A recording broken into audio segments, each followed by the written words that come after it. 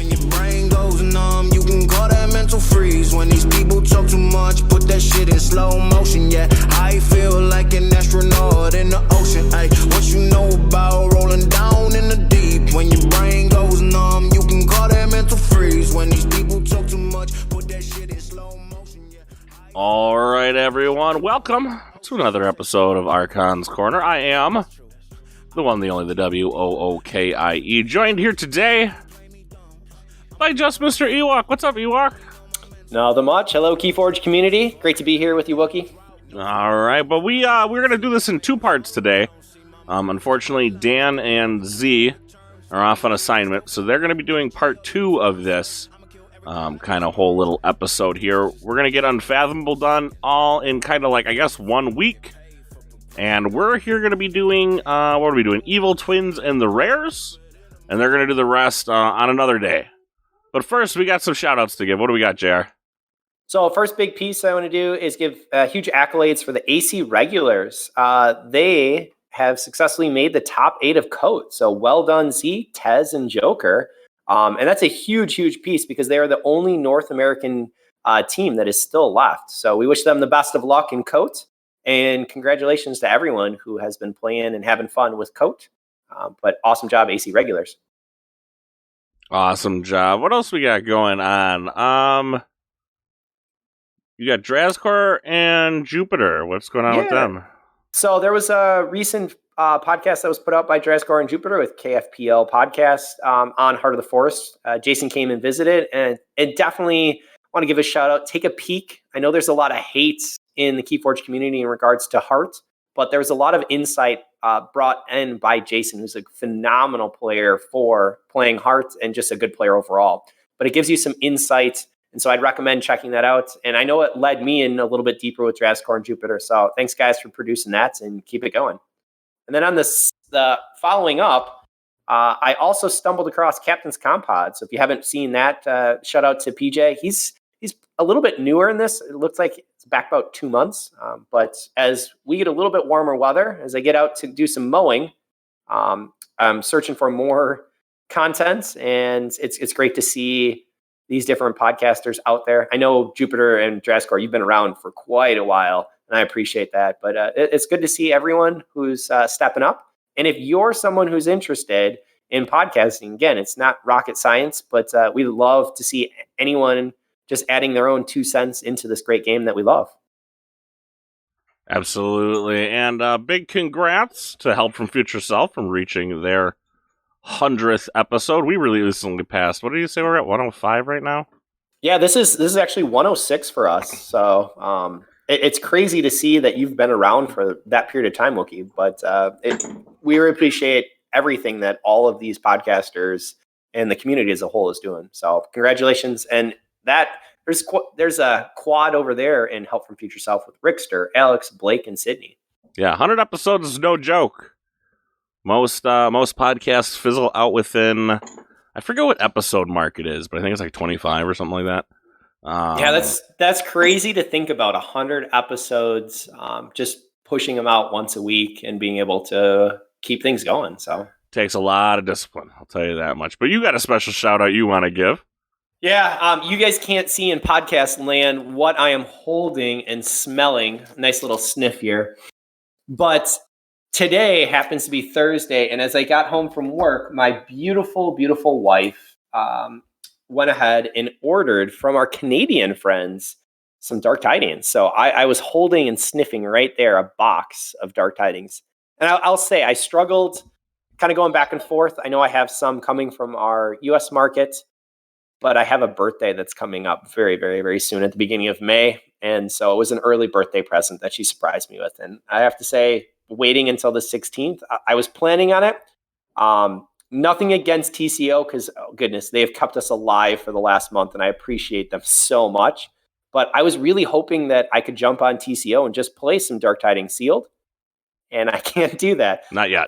Not yet. And I understand there's a lot that goes kind of in the background, but that helped push this over for my wife because I was talking a little bit about it. I did borrow some decks from Rickster just so I could try something out. So again, thanks Rickster for letting me use some of your decks.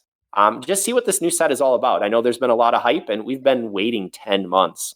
So I don't usually crack, but this time with the birthday a week away, it helped for me to be able to say, yeah, we can go ahead and splurge a little bit. So I'm excited. I have not opened it yet. It is sitting right there next to me, still sealed. So tonight after the podcast, we'll have to at least open one. So thank you, Tara, my beautiful wife. So I have I have a little joke that I want to say this week. One of my coworkers brought this to me. And it's kind of a pirate joke. So, what is a pirate's favorite letter of the alphabet? Okay, I teach 5th grade, so I'm going to go with R. You'd think it'd be R, but really, it's the C. Oh. Come on, that's a good one. I'm hanging my head, and this is why we're all dads. Yeah, I loved it. I was a big fan. So let's get into our unfathomable, our sea critters, as Dan calls them. Yes. So on the other half, you will probably hear a little bit more about OP and actual events. Please keep checking out those events. I know that KFPL has goodbye to DIS essentially. So a tournament this upcoming weekend where DIS is not allowed. But check that out. Hopefully the other podcast coming from, well, it's our podcast, but the other half from Z and Dan will be coming out shortly. So if they'll be doing all the good cards, because the rare cards typically aren't the good ones. And we see them in a much less it has less of an impact on the actual gameplay, in my opinion, just because this is so heavily focused for commons. Right. So, yes, if you are here for the podcast, but you don't want spoilers, if you're still, well, you'd have to be American at this point to not have it. Anyone who has not seen Dark Tidings, there's only a few of us remaining. I have 0 decks. None.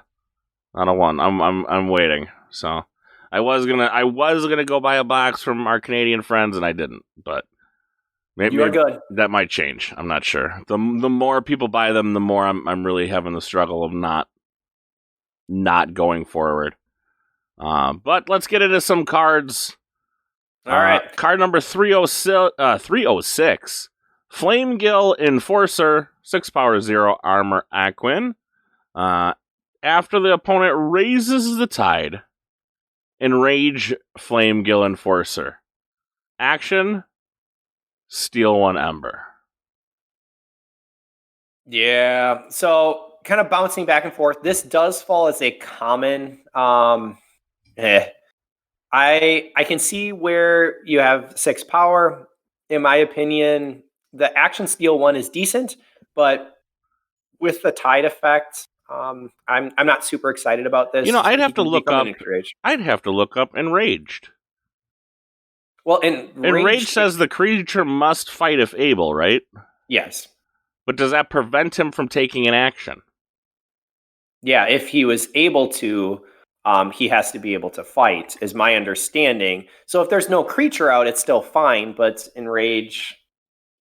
I'm going to have to take a look at that. That actually, thinking about that, if he must fight if able, when a creature becomes enraged, place an enraged status counter on it. When a creature with enraged it must be used to fight. Okay. So actually that made this card tremendously worse.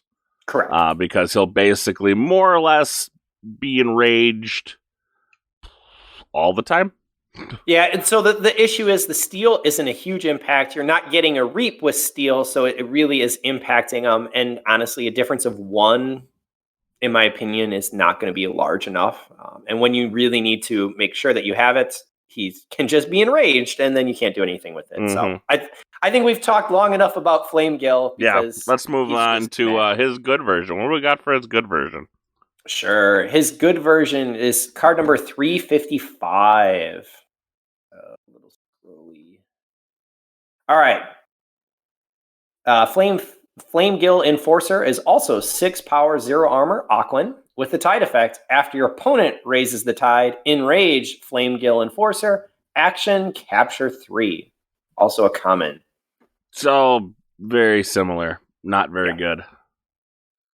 He might see something in sealed play, but probably not. I mean, capture 3 is okay. I'd rather have steal 1 than capture 3, but either way, he's going to be enraged. Yeah, I agree with you. I'd rather have the evil in this if we're comparing apples and, well, evil apple. But I'm not really super wowed by this. Yeah, I'm really not either. So, unfortunately, he's a common, so you're going to see him. Boo. Let's get to the Gilt Spine Netcaster. 2 power, 0 armor. Aquin. He does have enhanced 2 capture. Reap. Ready and use a non-Aquin friendly creature. I dig this. Yeah, I'm okay with this. I don't have major issues. I like the little bit of cheating. You need to have some other creature that's out, but I'm fine with it. It's also bringing in the 2 enhanced capture pips. Yep. So that is nice to be able to see. I think the key piece being here, you're getting a reap, and then it's a ready and use. So I can actually toss out another Unfathomable and then be able to use it right away. As long as it's not an Aquin. But there are plenty of beasts in, well, at least 2 beasts. Correct, but I'm picturing Mars from basically Coda and AOA, and this is very, very nice. Yeah. And I didn't see the aspect of ready plus the 2 enhanced. So I think this is a step up, and I'm happy with this. The only problem is he's 2 power. Correct. So he's probably getting punted. Well, so I don't know if I necessarily agree with that. A lot of the icons that are showing up for enhancements in Dark Tidings happen to be capture pips. We're seeing a lot less damage. And so damage from MM, where all of a sudden you're plunking off with 1 or 2, I don't know if that's necessarily the case here. So we'll have to see with a little bit more playtesting, but yeah, but he's not, he doesn't have elusive, he doesn't have anything like that. So, I mean, anything that just runs into him kills him. The wind blows and he will die. That's right. The end result is we'll have to see. All right. Fair enough. What do we got for his good guy? Yeah, card 357, Gilt Spine Netcaster. 2 power, 0 armor, Aquin with enhanced 2 capture. Reap, exhaust a creature. Now, what do you think? I like this one. I've been wanting, and the only reason I like it is because this is a mechanic I've been wanting. And you're going to hear my daughter in the background. Sorry, guys. My middle child is at the Girls on the Run, so. But I've been wanting this mechanic, this kind of control mechanic, where I am manipulating my opponent's board more than just fighting them. And having it on a Reap is great, so I get my 1 Ember, and I can put something down, at least for the turn, on their side. I've wanted this mechanic, just like I've wanted the discard mechanic for a while. I'm glad we're seeing it. But again, problem 2 power, no armor, he dies to somebody farting, probably not going to be around too long. Yeah. In the common slots, you're going to see quite a few of them, which means you can actually, have a bit of enhanced capture pips. I think the Evil Twin version out of the 2 is a much better piece. I have no problem with the Reap Exhausted Creature, but I'm going to tell you, I would much rather get the usage from Reap, Ready, and Use. Mm-hmm. The ability to go ahead and ready and use. Ready it's really, really nice. So I'd much rather take the Evil Twins on both of those so far. Yeah. I mean, I like them both. Again, I'm curious to see more of Unfathomable as we go along, but if there is an opportunity where, like, hey, I get to Reap and just, like, kind of make it, and I guess this is the wrong way of saying it, but make it so you don't play Keyforge, at least on your board, I dig that mechanic. That's a mechanic I've liked, I've enjoyed, you know what I mean? So I think they can pull off that mechanic now, WOOKIE, in that we've seen Worlds Collide and MM needing boards and having many, many creatures. I don't know if just having 1 creature is enough to really slow it down. So I like a mass exhaust. That's personally where I am. But I think against Coda, you never needed to keep a creature out. I didn't care. Right. Fine, go ahead and tap it. Big deal. If I needed it, there's a handful of creatures that are very, very good with their Reap effect. Yeah, against Coda, it's probably not as strong, but there are a lot. I mean, pretty much every other set from AOA on well, maybe not AOA so much, but from at least Worlds Collide and MM, they need their creatures, and their creatures allow them to do the crazy shenanigans that they're allowed to do. And without them, if you're missing a key piece to the cog, it kind of it ends that. So here's the question I have for you. If you're going to go ahead and call Unfathomable, and then you're reaping to exhaust, they have a 1/3 chance that they're playing, that they want to come back to that house and play. True. So that's that. So 2/3 of the time, it's not going to have any impact. The 1/3 becomes key creatures that are very, very important. Now you only get to exhaust one. And so you really have to make sure that it is extremely powerful. Right. I think in that state, yeah, it's great. It's very, very good. I also think this is almost a pseudo. It is limited, but it's a pseudo, like, I'm going to help you decide what house you play next turn. Because if I look out there and my piece that I need, or even that creature, is now unusable to me this turn, do I maybe call a different house and go a different line? Z likes to say it. This game is filled with micro decisions. With micro decisions that will lose you the game. If I tap down that creature and you choose to take a different line, does that make you lose the game? I don't know. This is, again, as we go through the cards, we'll keep looking and seeing. I hope it's a mechanic we see more of, but we'll have to wait and see. I agree with you in the mechanic. Would you rather have the creature exhausted or killed? Well, I mean, obviously. Well, but here's the deal.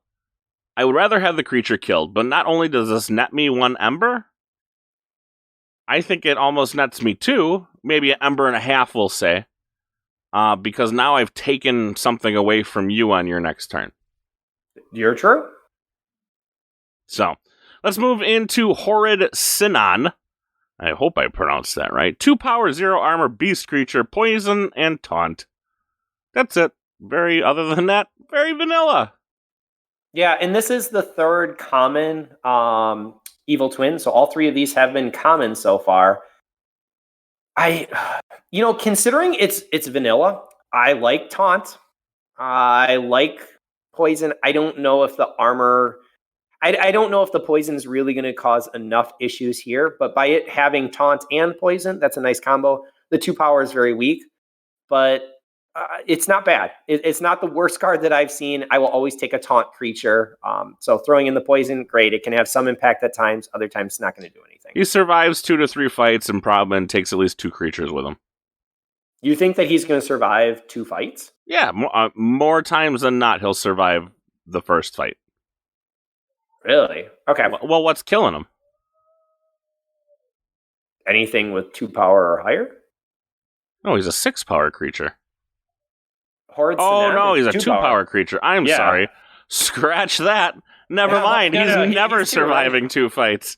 Yeah, he's basically there to protect something short term and then die. But that taunt is still a key piece. And the poison can do something that you're going to maybe, again, that micro decision, force someone to think about what they're giving up. Right. Now, I think what we've seen from MM, and to a point here with Dark Tidings, is I have no problem sending some of these creatures in. They're not doing much for me. Not a lot of the times you want them to cycle so you can get the play effect again. Correct. So it's interesting seeing a really small taunter. That's what I thought he was 6 power. Yeah, So never mind. Scratch that. He survives. He survives a fight. What's the good Horrid Sinon do for us? All right. I don't know if I would call it good, but card 359, Horrid Sinon, is a 4 power, 0 armor beast with poison. And again, this is a common creature, so just has poison. What are your thoughts? I'm not mad at him, but I'm not thrilled to see him. I am all about the evil twins in Unfathomable right here. Yeah.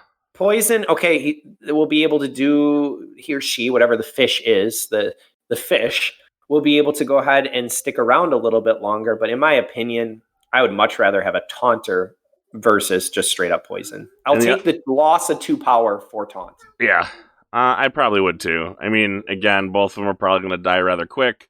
None of them, I think, move your game progression any further, any quicker. Nope. Maybe the taunt does if you're hiding something and you need that extra turn just for them not to die, but that's about it. Let's move on to Kaup. Sure. 7 power, 0 armor, Aquin. You cannot play more than 1 card of each type each turn. Reap/fight. Discard any number of cards from your hand. For each card discarded this way, deal 2 damage to an enemy creature. So my initial thought, this is an uncommon, so we did go to uncommon here.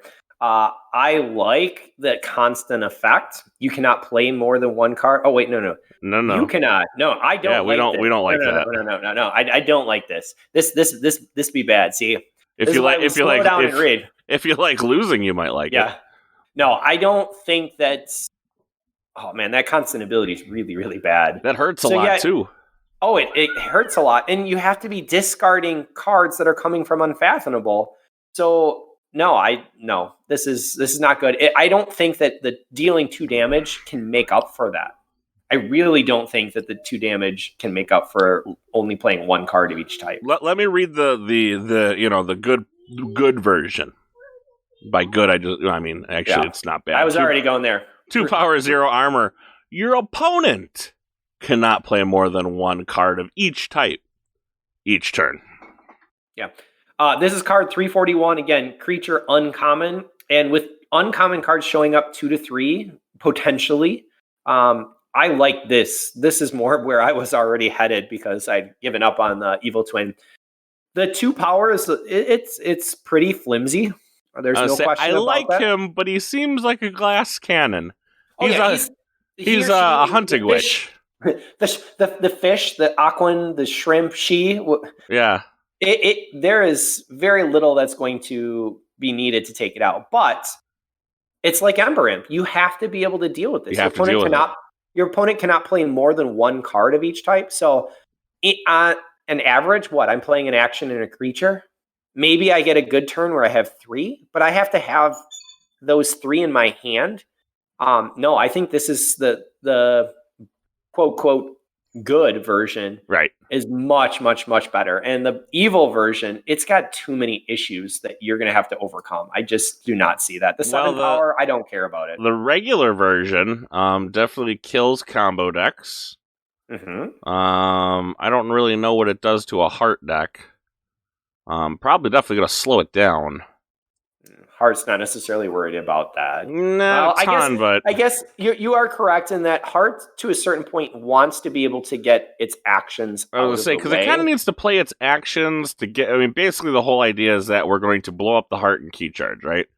That's typically the idea of the Heart deck, is we blow it up by ourselves, and then we key charge, right? Well, I wouldn't say key charge. You're looking for a double key cheat as your ideal situation. Right. But in order to, or forge your second key and then be able to forge that last key with a key cheat ahead as the final piece. I think that, honestly, Heart is going to be fine with this because I basically play my action and a creature and I can discard everything else. Heart, for the most part, I don't know if it really cares about being able to... It cares about cycling and getting to Heart fast enough. That would be the key piece that I would see here. But I don't think it really cares about playing mass amounts because, fine, you go ahead and you get over your... To do what the deck wants to do during that last turn, if I play Cope, let's just say my opponent's getting ready to execute I'm going to blow up Heart and then key cheat. Oh, sure. If you're talking about playing it at the... But that's the real trick against Heart, is you have to drop this at the exact precise right time. Sure. I think that you can see 2 of these as uncommon out, which makes it progressively harder to deal with. We saw the taunt that came from the evil. Now, if you're playing evil, you're not going to see this because you find all evil. But I don't know. I think that it's able to be dealt with. Once Heart's out, if you don't have artifact control, that Heart player can take their time to be able to set up their win con, and they can deal with sure. They can deal with Cop very easily. But I'm just saying, like, if you can get this at the right time, it can mess up a Heart. Sure. Get this at the right time, it can mess up a combo deck. Get this at the right time, it can mess with a lot of things, because if you can only play one action a turn, you know what I mean, you're struggling. And then on the other side, me as the player, I'm not struggling so much because I can just play my game as normal. Again, this is that idea of strategically taking the game of Keyforge away from your opponent. Right? You can still play, but I'm going to limit you on what you can and cannot play. So yeah, there's a huge delta that's in your favor. That's for right. sure. So let's move to Tanawa. Yeah, 310. We've gone through Tanawa, I do believe, before. 4 power, 1 armor, beast creature. Fight Reap. Put a creature from your discard pile on top of your deck. So this is our rare. Yep. Evil Twin. That's important to know. So it's going to show up a lot less. For me, I think it's slow. It's essentially a regrowth. So if you're setting up for the next turn and you know what you're going to be drawing a card and you know what else is in your hand, I'm fine with that if it matches the card that you're pulling. So I'm okay with this. It has a both fight and reap. So most of the time I'm just going to be reaping and doing this, but I'm not super wowed by it. I'm not really worried. It's not a detriment like Culp was with the evil version. What are your thoughts? It's okay. I do like the idea that I'm getting a creature back. It could be a creature that, again, deck dependent. It could be important to my game plan. Maybe it's Culp. Maybe I need him back so I can stop something. You know what I mean? Sure. So, I mean, is it going to have its place? Yes. Does it lead you to the promised land? No. Yeah, it's not game breaking. I'm not terribly worried about it. So, let's move on to regular Tanawa. Yeah, regular Tanawa, cards 329, 8 power, 2 armor beast. So this is really interesting in that there was a big switch from 4 power, 1 armor. And I thought that the evil to regular versions would be similar to this because that's how they kind of introduced it. And I think it was more ability-wise, some similarities. But 8 power, 2 armor beast, fight reap, destroy a friendly creature, and gain 1 amber. Now, I haven't looked at a lot of the destroy effects. I'm sure there's got to be somewhere in there. And I'm trying to remember past episodes. I don't remember a ton of destroy effects in the set. I don't see a ton that are here. I'm trying to go through. Because in past sets, be like, yeah, I'll blow up my Ember Imp, or yeah, I'll blow up my, you know what I mean? I'll blow up this creature that has this awesome destroyed effect. And, do things to you. Not seeing a ton of awesome destroyed effects in the set. Yeah, there's one that's jumping out, and it's just okay. There's nothing game breaking for sure. I'm not seeing any others that I'm super excited. Yeah, there's 2. There are literally 2 destroyed effects that I saw through all of the Unfathomable. I won't spoil that for Z and for Dan, right. But I would argue that Tanawa, I don't think that the gaining 1 amber is going to make a huge difference. And seeing it in the rare slot, I'm not terribly worried about seeing it show up and be a killer deciding factor for the deck. Yeah, so it'd be nice if you had taunt or something. Oh yeah, it'd be real nice. It would have some effect. Yeah. Again, if you need to get that 1 extra amber to get to check, fine. But all right, let's go to Tamawa of the Glow. You want to read this one? Sure. Tamawa of the Glow, 3 power, 0 armor, Aquan. With a tide effect, reap. If the tide is high, exhaust an enemy creature, and your opponent discards a random card from their hands. And this, Tamawa, actually ends up being the other uncommon. So it's the uncommon Evil Twin. See, what's your thoughts? I like him. I know Z and Dan are going to say he doesn't, getting rid of a random card out of your opponent hand is a crapshoot. It's a gambling game, but I'm a degenerate gambler. I want to spin the wheel every single time, no matter how, you know what I mean? Like, there's times where I know I shouldn't, but I have to. I gotta spin the wheel. You know what I mean? I gotta spin the wheel. And again, it's the 2 mechanics I've been looking for more of in one card. So I dig the card. I think it's great. Not only am I getting rid of a card from your hand, so I'm taking away some delta out of your hand, I'm also exhausting a creature. So again, I'm taking away pieces of your delta, influencing your decision on what you're going to do next turn. I dig it. Yeah, I've definitely seen with both MM and here with Dark Tidings that there's a number of effects that we saw from previous sets that are being combined. Mm-hmm. So I'm not sad to see this. I want to see a deck that will have tide effects to raise it pretty easily versus me taking chains. Looking at some of the decks that I've had access to, I think there's some great cards and I'm super excited about a deck. And then I look and go, there's really no way to raise the tide. So I am still looking for a deck that can actually have a combination of actually raise the tide with cards and have some of those cards. See, I'm not sure, and that's why I think where this set's going to be kind of strange.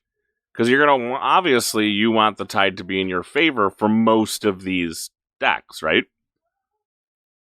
Yeah, if you're playing Dark Tidings, you want it to be in your deck. If you're playing, if you're playing Dark Tidings. Yeah, but if you're playing Dark Tidings against Dark Tidings, there are some Dark Tidings decks that really don't raise the tide. They don't have those cards. And so they're dependent on it. Right. They may have some great actions, but then there's other decks that just raise it willy-nilly. I think that if you're playing out of set, you're going to see a lot more power with some of these because it stays. I also don't see a lot of the Dark Tidings decks.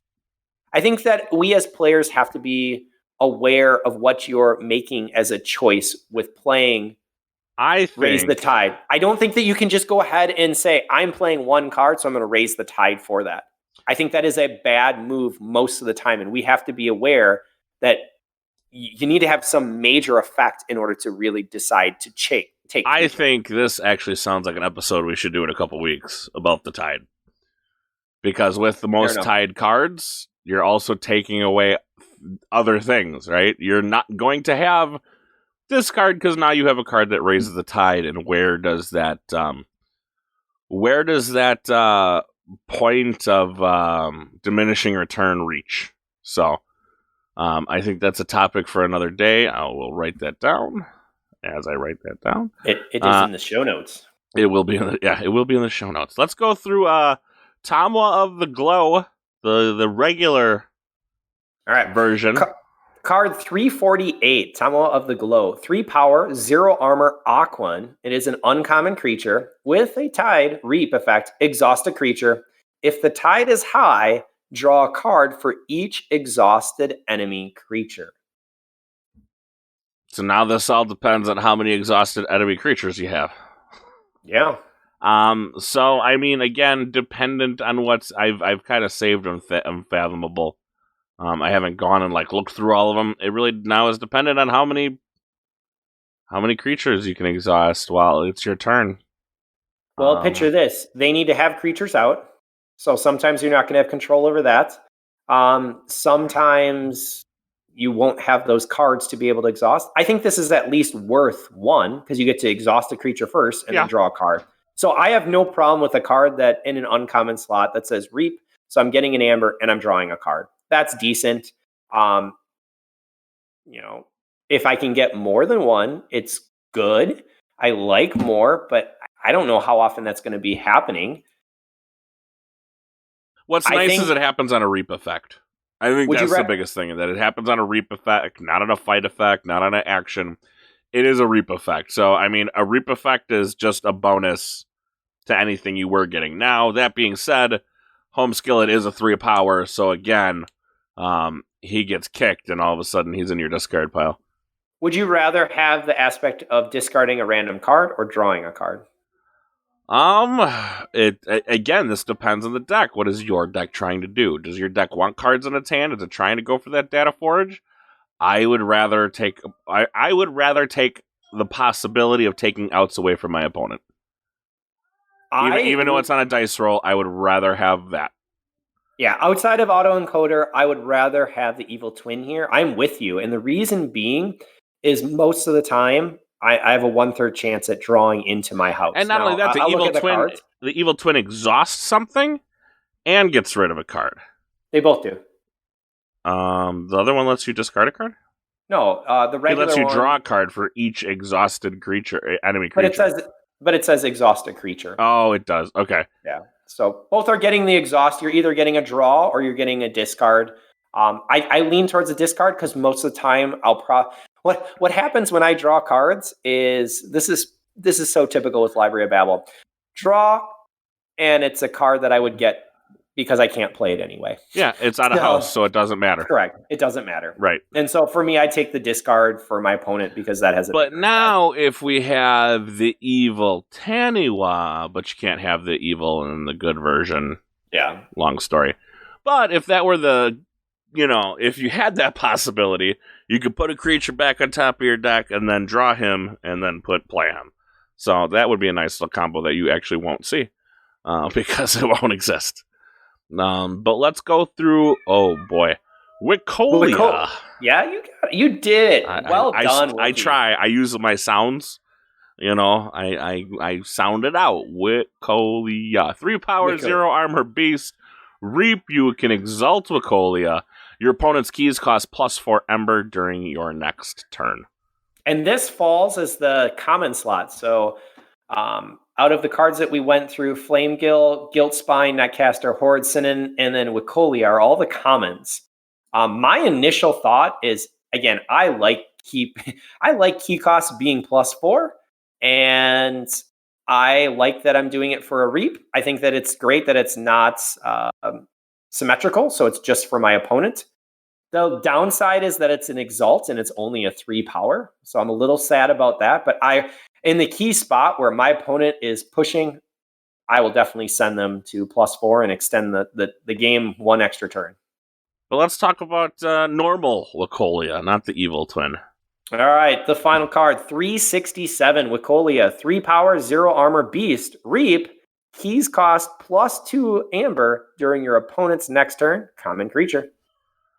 So either +2 or +4, but the +2 is going to net you what?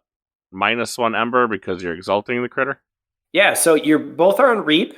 So you're either reaping for +2 with nothing against you, or you're going to reap for +4, but you're exalting. Yeah, which is basically kind of just store. I mean, exalting is not bad in certain situations. I get the exalt, but I mean, you kind of are just creating that Ember bank for your opponent I shouldn't even say if, I should say when they finally board clear. So yeah, this is the one where I'm going to lean towards more of the good. We'll call it good versus the evil twin. I think overall, Unfathomable, I would much rather have the evil twin versions than what we're calling our good. But I will throw in for the final in with Wickolia as the good version. Where do you stand, Wookie? I like the good version a little bit better. I'm not going to turn my nose up at the evil version. Okay. But you got to remember the evil version, 1 in 12 decks is the evil twin. So I think you have to look at that, on most of these, your good version is going to be the version you're going to see. More times than not. So, let's get into the rest of the rares. Just not a ton to go through here. I think we went through a good chunk of them already. But we got Drawn Down, which is, I believe this is a 3-card set if I'm not mistaken. So I'm just going to say let's go through all 3. Sure, let's do it. Because, I mean, they're going to come, it's linked rarity. So, Drawn Down is an action card. Look at the top 3 cards of your opponent's deck. Discard 1. Put 1 on the bottom of their deck. And put 1 on the top of their deck. Yeah, I dig this card. Yeah, I do. I will give the spoiler that for this set, it is a key cheat, and I enjoy it. Out of the 3, I don't think that this is the card that, in my opinion, has as huge an impact. But placing a card on the bottom, especially being able to decide what it is, it's good. You're getting to look. You're being able to control. I think the ability to recycle your deck when this happens is going to be huge against Unfathomable, but we'll have to see. Should we go on to the next card? Let's go through. I'm just going to do the next 2 right off the bat because I think I understand what you're talking about. But if you haven't actually, if you're saving yourself too, you might not. But let's go through Dive Deep, which is play Discard the top card of your opponent's deck. Put a creature that shares a house with that card on the bottom of your opponent's deck. I dig that. And then Dark Discovery. Pip of Ember every time you play it. Name 2 cards. Discard the bottom 2 cards of your opponent's deck. If they are the named cards, if they're the named cards, purge Dark Discovery, and forge a key at no cost. Yeah. So here's where, now that we've gone through it, Dark Discovery has an amber on it. The other 2 do not, for Dive Deep and Drawn Deep. What is a little problematic is that with Drawn Deep, you only get to put 1. And in order for you to have Dark Discovery actually work, you have to go ahead and named, because it says if they are the named cards, you have to have the bottom 2. So if you get 1 of the 2, that's great, but it's not going to go ahead and forge a key at no cost. So in my opinion, when we're looking at this, Dive Deep is really the 2-card combo, Dive Deep and Dark Discovery. And it's discard the top card of your opponent's deck, put a creature that shares a house with that card on the bottom of its owner's deck. You really need both of them, and we'll have to see. I think this key cheat is not as easy as it looks like. Yeah, this is going to pair nice with some Logos deck out there, which is going to archive these and then be able to play them. I mean, it's going to have its place. There is going to be a Dark Discovery deck that is a monster. So you just got to wait for it. There was actually one that was already posted with Logos and Unfathomable on the Facebook group. Oh, okay. That had it. So I think that this will show up a little bit more frequently than we're imagining. And with Logos, you can do it. Yeah, absolutely. It's a free key. I mean, picture that. Forge a key. It is a free key. Cost. So you can forge a key at the beginning of your turn and then just forge another key. Yes. Literally, you forge 2 keys in a turn for 6 Ember, maybe a little more. All right, shall we go into the Omnipus? Let's go to the Omnipus. You want to read Omnipus? Sure. Omnipus it's a very interesting rare. So 8 power, 0 armor, beast. Well played on the 8 power, by the way. Omnipus cannot fight. Play. Discard the top 8 cards of your deck. Play each Tentaclid from your discard pile 1 at a time. Reap. Gain 1 amber for each friendly Tentaclid. And should we read Tentaclid right away? Yeah, I was going to say, if you want to actually just read Tentaclid. Card 317, Tentaclid, 3 power, 0 armor, and creature. It is linked, and it is Skirmish, Taunt, Tentaclid cannot reap. So Skirmish, Taunt, 3 power, Tentaclid cannot reap. What are your thoughts on this combo? I'm interested. Again, I think there's going to be a deck that can pull it off. My question is, do we know the numbers of Tentaclids yet? Well, like, is it anywhere between like 3 and or is it I'm going to get Omnipus and then 8 Tentaclids, meaning 9 of my 12 cards are that? Yeah, it's not just set up at a full 8. Because I have seen decks with Tentaclid that have had less. Okay. I've actually gone ahead and gotten a chance to play one with less. It's oddly fun. I don't know what else to say. It's oddly fun. The discard of the top 8 cards of your deck is interesting. But the Tentaclid, putting all these little 3-power skirmish taunters out at the same time. At the same time it's interesting because meaning you just have a line. You just have a line of taunt. Correct. But with Omnipus there, you can actually protect it for the next turn to come back and reap to gain for each Tentaclid. And then they can go ahead and fight with the skirmish. I can't tell if it's too slow or not. Oh, I think that it's slow, but I think it's fun. Yeah, I mean, it's definitely fun, for sure. It's like Plague Rats. They're definitely fun. It just isn't any good. And I think in the right setup, Plague Rats can actually be decent. Most of the time it falls off as nothing. Yeah, it's a gimmick. But correct. And I think that's what we're going to see here with Omnipus and Tentaclid too. Let's get into Corrode, a card that's been distracting me for a while because it is a few of its kind. Corrode, 1 Ember. Every time you play it, choose 1. Destroy an artifact, destroy an upgrade, destroy a creature with armor. I like it. Yeah, I mean, the printed amber is nice. You have choice here. Well, it's one of what now? Do we have 3? This is the 3rd card that can now destroy an upgrade. Yeah, and so there's very few that had impacted it previously. A little sad with the armor, but it fits definitely with the term for corrode and kind of what you're seeing. So I like this aspect, and artifact destruction.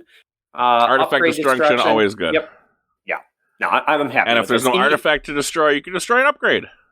Every once in a while, you're going to be stuck with your Sanctum creature that has armor, and you can just kill him.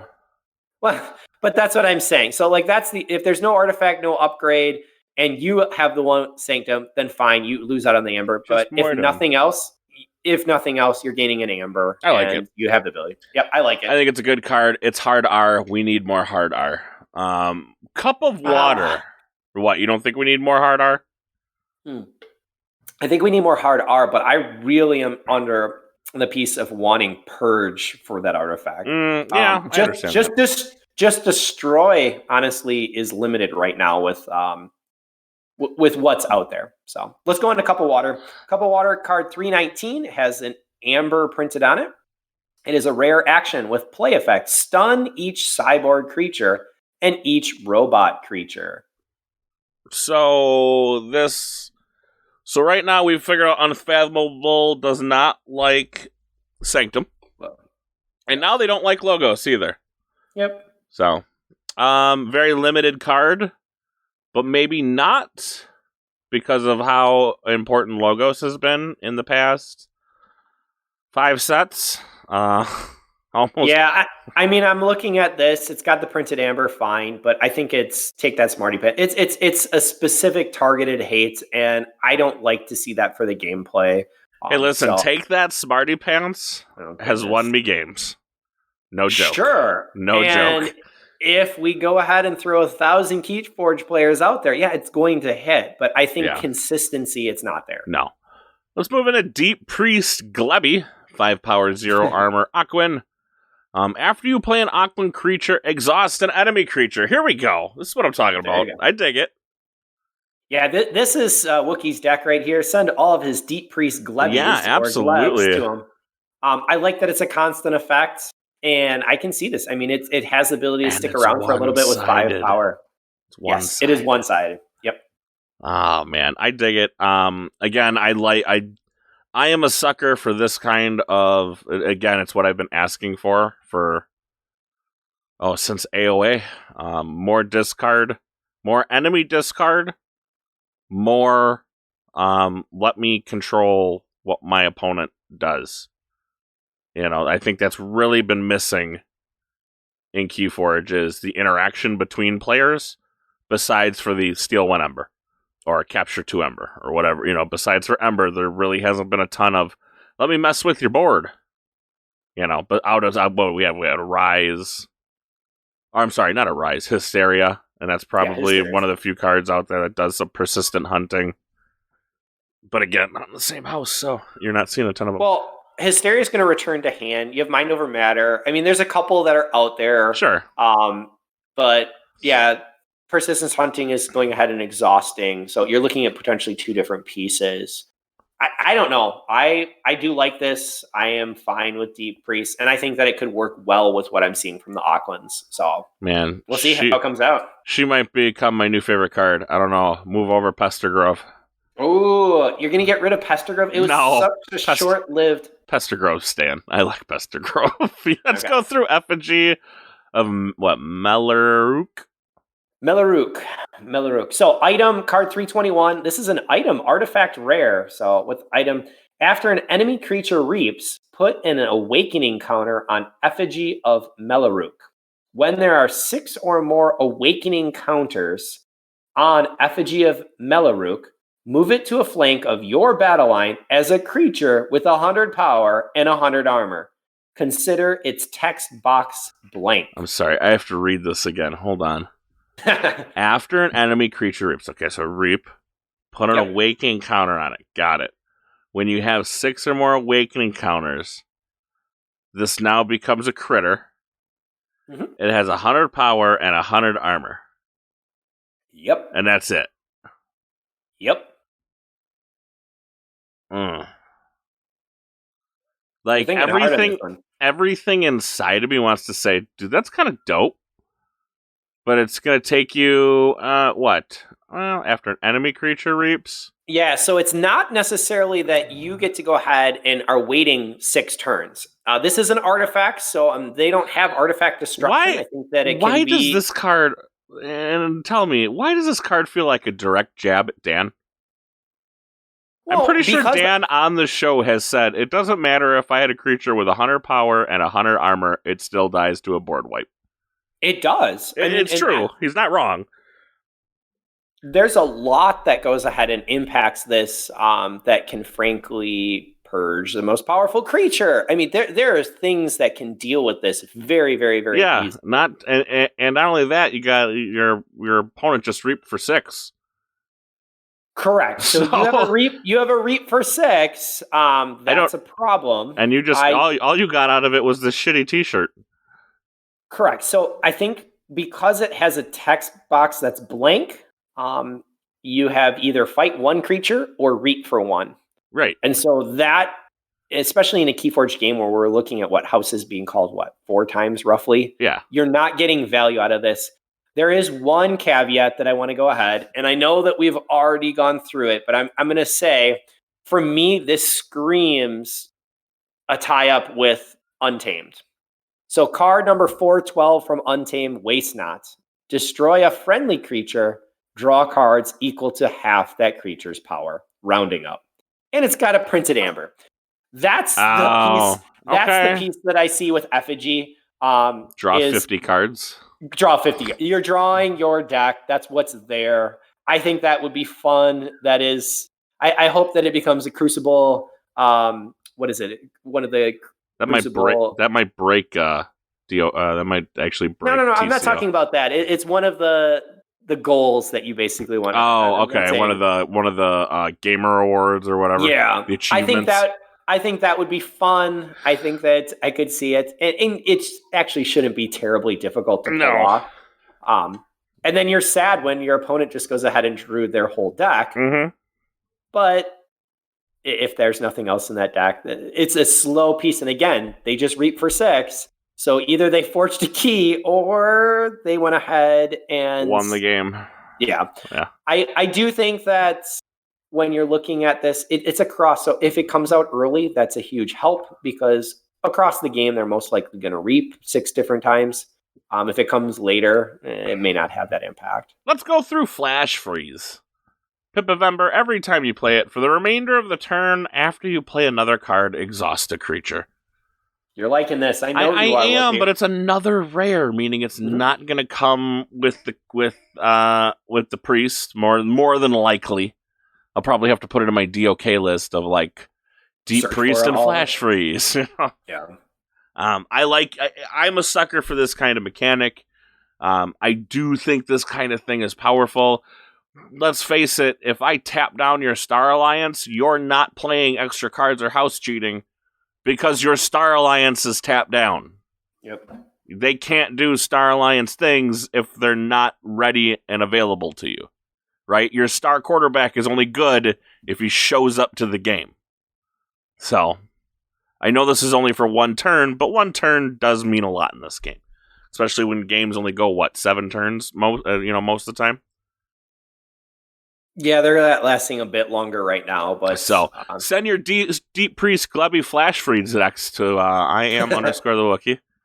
See, that's what's interesting. I agree with you in that there's 2 rares. I don't think we're going to see all of those, but I think that you could see, Flash Freeze. You'll see them. Or I think you could see Flash Freeze or Deep Priest Glebby. That's where I'm. Yeah, you'll probably see Deep Freeze Glebby, but it'll only have 3 creatures in it. And Glebby is one of them. All right, shall we go on to the next card, 323, General Sherman. I really feel like Civil War quote here as a 5th grade teacher. I'm gonna abstain though. 10 power, 0 armor, beast. General Sherman deals no damage when fighting. Really? Play, purge each other creature. If General Sherman leaves play, return to play each creature purged this way. exhausted and under its owner's control. All right. What are your thoughts on this rare creature, Wookie? It's one of those I gotta read again. Okay, so he deals no damage when fighting. Okay, whatever. Purge each other creature. If General Sherman leaves play, return to play each creature purged this way. So when you play him, you purge every creature. All creatures. But they come back exhausted and under your opponent's control. Under its owner's control. Yeah.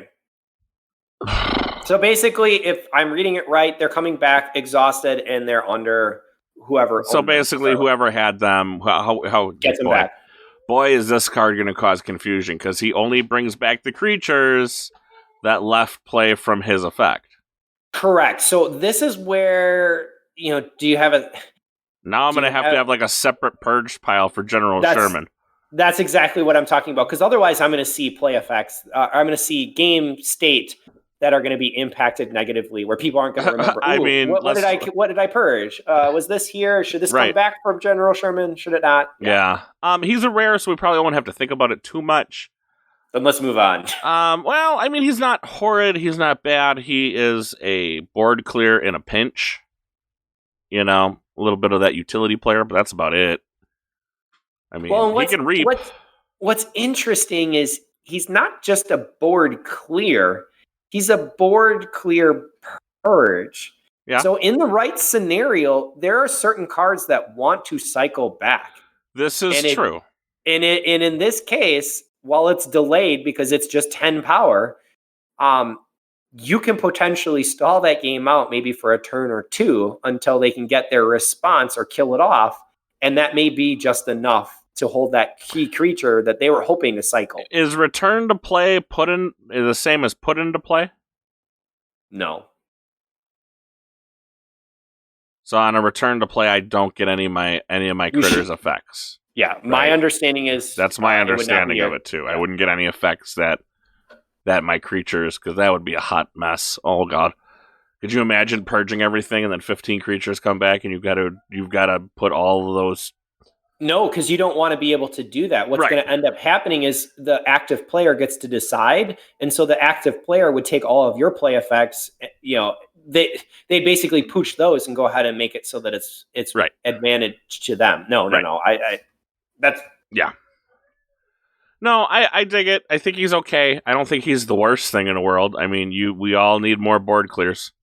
Yeah. I'm fine with it. I'm fine. He's not horrible. I'm not crying, but I mean, he's not exactly making me do backflips. But actually, you know what? He kind of is. I'm okay with General Sherman. The more I read him, the more I'm all right with him. But let's go to Killigog's Trench. Yeah, nice little artifact rare location. Ooh, another artifact that's a location. At the end of your turn, place 1 depth counter on Killigog's Trench. Then destroy each creature with power equal to the number of depth counters on Killigog's Trench. And this is a constant ability. So you're gaining this depth charge every single turn. But it's only going to be effective really up to a certain number. Correct. It's going to go, I mean, if you get it out turn 1, it's going to basically kill only 1s at that point, and then everything 2s. else underneath it. Yeah. So if you actually drop a creature under the number of depth counters after it's there, let's say it's at 3 depth counters, then it's safe. You can't play your 3s. No. Yeah, if it's at 3 depth counters, then 1 and 2. I can play any 1 and 2, and it's never turn. Yeah, it's never going to go ahead and cycle back. Right. I was just thinking, does this give more advantage to my opponent? Because if I play it, and at the end of my turn, it's going to kill all 1s, and then I play cards. I guess I could avoid it, but so can they? But am I ahead of them on the creature curve by the time it gets? You know what I mean? Does this give my opponent more of an advantage than I get? I think that you can see this. And I don't know if either player is gaining an advantage. I don't think that this is a breaker of card. I think that it's slow. It's able to. I think that you're able to predict what's happening here. Right. And at some point, it just becomes useless. So correct. Not looking for it, but I'm going to try to figure out a way to break it because I'm interested. Let's go to the Lock Gaboon. Lock-a-boom. Nice.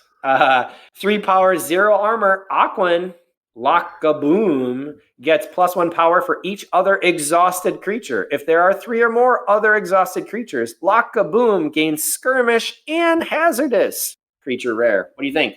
No, not interested. Like, really not interested. Deadpan. Yeah, no, I mean, again, +1 power is just, it's meaningless. It has no effect to him whatsoever. And if there are 3 or more, which is a possibility, he gains skirmish and hazardous 5. So, I mean, basically, he runs around and is able to kill one thing a turn. I don't know if I'm excited about that. No, you're 100% right. I'm perfectly fine with that. All right, let's go on. Card 326. 326, Portal Monger. 4 power, 0 armor. Aquin. While the tide is high, your opponent's keys cost +4. I like +4. I mean, who doesn't like +4? I mean, I'm liking it. It's 4 power, so it's going to be a little bit harder to kill. It's in the rare slots. Okay, never mind. Because what does it say? While the tide is high, your opponent's keys cost +4. So yeah, they changed the rule on that, right? So your opponent starts their turn, forges a key if possible, but then it has to be done as an action on their turn. So they can't really turn this off, but they kind of can for the promise of key cheats. Yeah. You know, if they got a key cheat in their hand, they can technically turn this off by taking choosing 3 to raise the tide. Yep. Right, taking 3 chains. So doesn't do much to key cheats, but it continues it kind of going. So I'm not going to turn down +4 to their cost, though. I don't think I'm going to. No, we'll take it. Rust Miser. All right. We don't have all the info, but from what is collected so far, it is a creature that's rare with 5 power. ? For the It's armor. got a squiggle for armor. There's no armor. So we're going to go 0. Beast. Reap. Exhaust each enemy artifact. Now, if I exhaust an artifact, does that turn it off? Only for the actionable artifacts. So Right. things Things that are constant abilities, no, it has no impact at all. So things that I actually want to like be able to turn off, I just can't, right? Like heart, I can't just turn off heart. Nope. So, I don't know. Maybe. I mean, again, it's in the rare slot. I really want to blow things up. There are some, I will always take the blow up. In my opinion, this is meh. I'm not looking for this in a rare slot. I'm not looking for it as a creature. It doesn't do what I need to. It's artifact control, but it's not the artifact control that I want. All right. Here's another one of my. This actually might be my favorite set. It's spawned the most cards that I enjoy. This is Sabog's Thingamabob. 1 pip of Ember every time you play it. Ember every time you play it. I think I just said that. After your opponent forges a key, exhaust each creature they control. Please send all your Unfathomable decks to IAM_the_WOOKIE.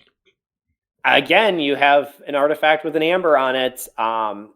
It's impacting your opponent. So after your opponent forges a key, which they don't get a choice in which they do or not. So basically, it's almost forge a key, exhaust your creatures, do nothing for a turn. Have a good day. Yeah. I shouldn't say do nothing. Do almost nothing. You're probably still going to get to play, 2 or 3 cards? No, you're going to be able to play, but you're not going to be able to use your board. Right. And I like this. And in a world where board matters, this isn't Coda anymore. Board matters. Basically, I shut you down for a turn. Have a good day. Please send all your Unfathomable decks to @IAM_the_WOOKIE. Nice. This is my house, I think. I love Shadows, but the more I read the Unfathomable, the more I'm like, man, I just dig this house. They do all the stuff I want to do. All right, let's go to, we already did Tanawa. Yep, so Tiwi-Kiki Kraken. The Tiwi-Kiki, is this supposed to, okay. This is a play on Taiwa Kiki, is it not? Question mark. Taiwakiki has done not his most. He's most famous now for his director's role in The Mandalorian. Yeah, But I believe he also did Thor Ragnarok. he's He's a director from what I've seen, but right. I don't know much more about him than that. So well, Taiwakiki. Okay. So, anyways, what does the Kraken do? Sure. Card 330, 12 power, 0 armor beast. Rare creature with a play effect. Exhaust 2 friendly, unfathomable creatures. If you do not destroy Taiwakiki Kraken, fight/reap. Deal 2 damage to a creature with 2 splash. So basically, I have to have 2 creatures out. He's a dead card. Yeah. You have to have 2 I have to have 2 unfathomable creatures out. Friendly ones at that. Yep. Dead card. I don't even know if he even gets to the board. Does it even matter? Because he deals 2 damage to a creature with... Oh, well, okay, that's kind of a good power, but... I don't know. If you ask me, dead card. I think that overall it's going to be a dead card. I'm thinking of a friendly dragon from Brobnar where you got to play 7 amber. The Khalifi. Correct. And I know some people love Khalifi, but when we're looking at Kraken, again, maybe it's going to be fun to play. I think that it's going to be a dead card overall because it's going to be too hard to pull off. That being said, this card has sparked a lot of not really controversy, but I guess question marks from the community. You go ahead and say it because I don't need another. I don't need another voice record. I don't need what's her name making another voice recording of me mispronouncing things. Oh, goodness. Okay, card 331 is an action rare. It's Thalassophia. Now you're making me. Thalassophobia. Thalassophobia, right? The fear of water. Yeah, Thalassophobia, which has an amber. Play, discard the top 10 cards of your opponent's deck.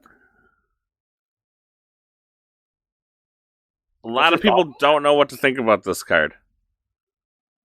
I kind of like it.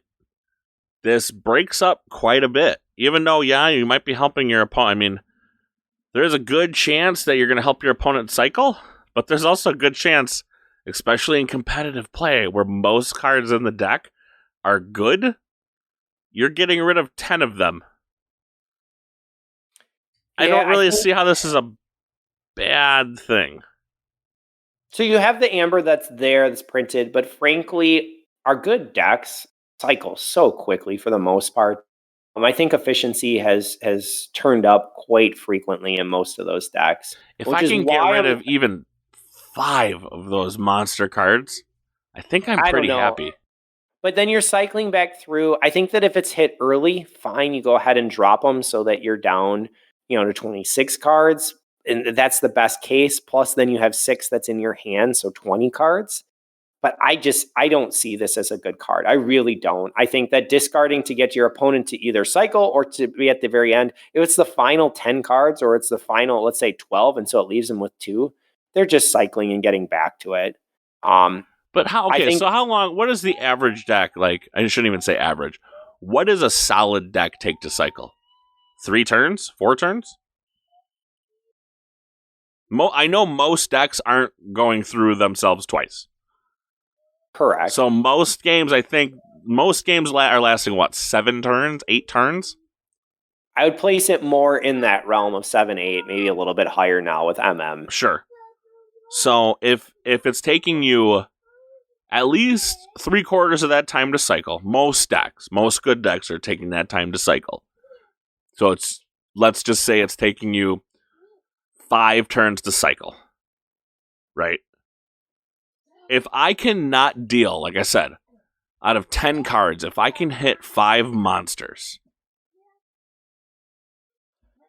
and I understand what you're saying, like they're just going to cycle again, but now remember, they have to go through that deck again.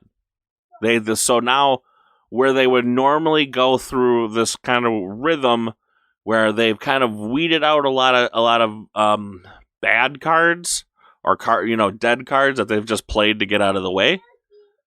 If you can hit 5 good ones that are affecting their gameplay, I think this card's a win. I think our top tier decks, you have a lot less cards that are poor cards. And so they're perfectly fine keeping it. I hear sheep screaming in my ear of, I'll take the luck. I'll go ahead and discard. I just don't see this. I don't know. For me, it's not my style of play, and I'm not seeing that. I think this fits fantastic with what the house wants to do. The house wants to be a house that It's just disrupting. is disruptive. I think this is perfectly disruptive. I like it. I don't think it's going to be. It's not going to break anything, right? So what's interesting is I'm thinking about punctuated equilibrium. Okay, discard your hand, and then you're going ahead and grabbing another hand. So 6 cards. Right. And here, you're really looking at, they're increasing it from 6 to 10. Right. But the problem why I think punctuated has more power is people save up. They lead into houses where they may have more cards. Here, this is just discarding the top card. So it's completely random. I might as well say discard the bottom 10 cards of the deck. Right. Is that going... No, it doesn't matter if it's from the top. At the end. It doesn't matter if it's from the top or the bottom. It doesn't. But the big deal here is I'm getting rid of pieces, right?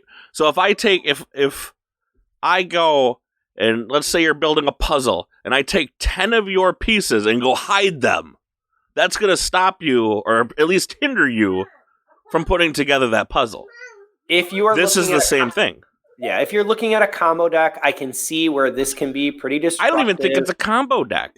No, but man, how many times do you say, "Man, I was digging for my board clear. I was just getting rid of cards to get to my board clear. If I find the board clear, I win. And I just miraculously found it. Now if I play this and I go, oh, sorry, there goes your board clear. I think this is the piece where maybe I mispronounced, but when we're looking at combo decks, this has a larger impact on. If you are playing a player who just has a deck with quality cards, they could really care less. And so I disagree completely with that.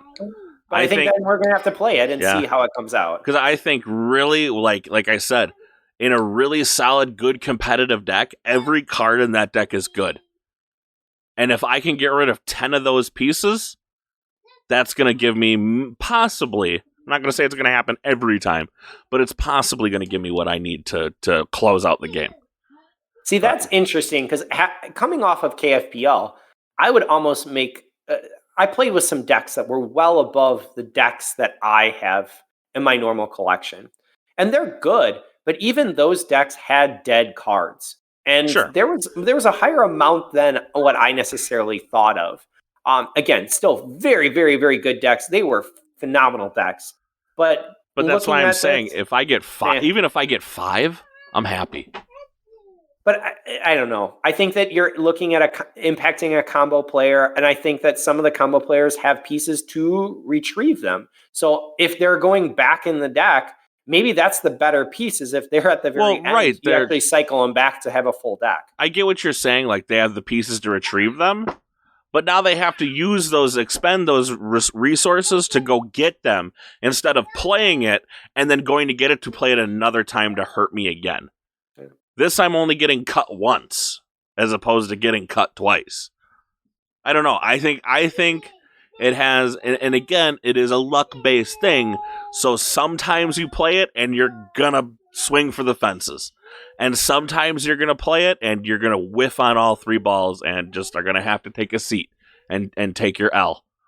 But the fact of the matter is, I think more times than not, this guy comes to bat and at least gets on base. That's all I'm saying. Well, I'm going to say let's play it because I don't know until I get some experience. And I get these decks here, but I've not played it. I have not played this card, so I don't know. When we meet in the IRL... We'll figure it out, but let's move on to the shows. I can see you because this is your house. I can see being able to play this. All right, our next one we have talked about before. I'm the chosen certain, one. But yeah, card 332, the chosen one, creature rare, 9 power, 0 armor, Aquan. Instead of readying creatures they control during their ready card step, your opponent deals 1 damage to the chosen one for each exhausted creature they control. Now that you've seen the house, what do you think of this card? I still I liked it back then. I know Z, and I think Z and Dan weren't a big fan of it. I liked it then. I like it now. I'm getting 9 critters. Yeah, no, I'm liking this. It slows up the game. It can be an off house that I'm playing, but again, that can force or funnel someone into a different house. So Right. I like this, So and I'm fine with it. It's my style, and I'm really digging Unfathomable, and yeah. So let's. What are your thoughts on it? We'll get your. What did you think, real quick? Yeah, again, I just said that I Oh. like it. I think it's solid, and I think it gets you to funnel someone into a different house. I'm sorry. I'm still hot and heavy over the phobia. So I was kind of out of It's it. okay. we're gonna play. We'll find thalassophobia. It'll be interesting, but Yeah. we'll see. All right, Let's the next get card. into. Yeah, go ahead. Yeah, you go ahead with that one. The Susarus. Is that Rus? We'll go with that. It is the artifact rare ship. So action, exhaust a friendly unfathomable creature. If you do, exhaust up to 3 creatures or artifacts. Exhaust a friendly unfathomable creature. If you do, exhaust up to 3 creatures or artifacts. This I don't like so much because it's a 1-for-1 trade. You know what I mean? Yeah, I think it's slow in that you have to first play the artifact, then you have to come back. It's an action. Well, even then, like it's an action. So yeah, it's slow. You're giving up 1 reap, so you're giving up 1 amber in order to go ahead and exhaust 3 creatures on the other side. Right. And there are times where you have the choice of the artifact, so I appreciate creatures or artifacts. Oh wait, no. I am coming ahead on this one. Exhaust. I thought it was exhaust 3 to exhaust 3. No, it's 1 Exhaust to 3. 1 friendly creature. 1 friendly unfathomable creature. If you do, exhaust up to 3 creatures or artifacts. Actually, I don't mind this one anymore. I thought it was 3 for 3, so I'm like, man, is it slow? And I'm not getting a positive out of this. Yeah, This it's okay. I don't mind. It's gonna have its place. But that's about it. I'm not. It's rare, so I don't have to see it too often. So that's okay. Let's go on to the last 2 cards then. So card 334, Voice of Rakuzel, is a 5 power 0 armor Aquan with a tide effect. Its creature, while the tide is high, each friendly creature gets +1 power and +1 armor. And then while the tide is low, each enemy creature gets +1 power and +1 armor. Yeah, this seems real bad because again, now your opponent's gonna get to like, oh hey, look, all my guys have +1 armor and +1 power. Yeah, and they get to determine that at the start of their turn. Yeah, so I agree. This is bad. Too much. Moving on to Whirlpool. All right. Whirlpool, card 335, location, artifact rare. At the end of each player's turn, that player gives control of the creature on their right flank to their opponent and moves it to that player's left flank. So I give you whatever's on my right and you move it to your left. Yep, so it's going to continue to cycle. It'll be with you for a little bit. And, if you have a line, it's going to be there for a while. I'm not sure if I like this or not. Like, I see some, like, tricky plays where, like, I've just loaded a buttload of Ember up on this guy, and now I'm going to hand him off to you. Mm-hmm. But I also see my opponent doing the same thing. Of going, oh, okay, so the guy on my right, I need to load up as much Ember as I can onto him to give it to my opponent. Yeah, it's interesting that it's at end of each player's turn. Yeah. So you're really cycling 2 creatures. Like, it's yours, and then it's your opponent's by the time it comes back to you. So be aware of that. This is going to be a little bit heady of a play. Yeah. I don't know if I like it or not. I don't think I do. Yeah, the symmetry is a little bit troubling. I think it's going to really depend on what you're playing against. Be careful with Saurian and be careful with Sanctum. Yeah, I think it's too matchup dependent. You know what I mean? Because if you're not going against Saurian and Sanctum, hey, go ham. You know what I mean? But if you are, it's I don't know how I feel about all that. So that's gonna do it for us today.